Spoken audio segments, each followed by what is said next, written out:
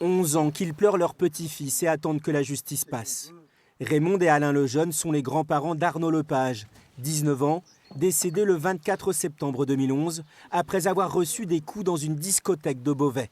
Son agresseur présumé, le videur de la boîte de nuit, n'a toujours pas été jugé. Nous, notre sort, c'est ça. On est là, on pleure tous les jours. Et puis il n'y a personne, on nous ignore. Les victimes, on ne s'en occupe pas. Voilà, c'est ça. Si c'est ça la justice française, ben...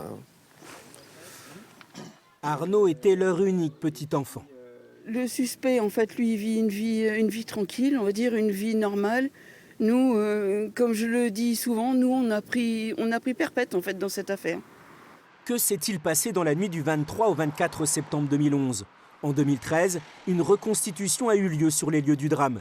Après 2 mois en détention provisoire, le videur de la boîte de nuit du Calypso est mis en examen pour violence volontaire ayant entraîné la mort sans intention de la donner. Libre, dans l'attente de son procès, aujourd'hui encore, il conteste les faits malgré les expertises médicales.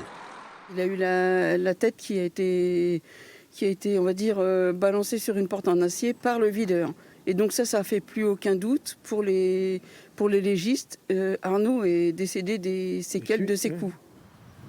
Déposé dans la nuit par ses amis au foyer de jeunes travailleurs de Beauvais, Arnaud est retrouvé mort dans sa chambre au petit matin.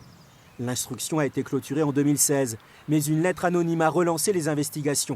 Il y a 2 ans, l'affaire est renvoyée devant la cour d'assises. Mais depuis, malgré une lettre au garde des Sceaux... Ça fait plus de 10 ans que l'on pleure, que l'on attend un peu de considération et que tout le monde, la justice en tête, s'en moque. Aucune date de procès n'a encore été fixée.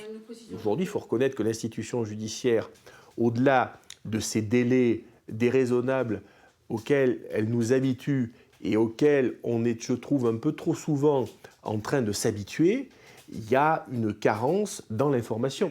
Un espoir réside cependant dans la tenue d'un procès en fin d'année, avec l'arrivée des cours criminelles départementales. Sans jury populaire, composé de 5 magistrats professionnels, elles ont pour but d'accélérer le processus judiciaire et ainsi éviter des attentes désespérées.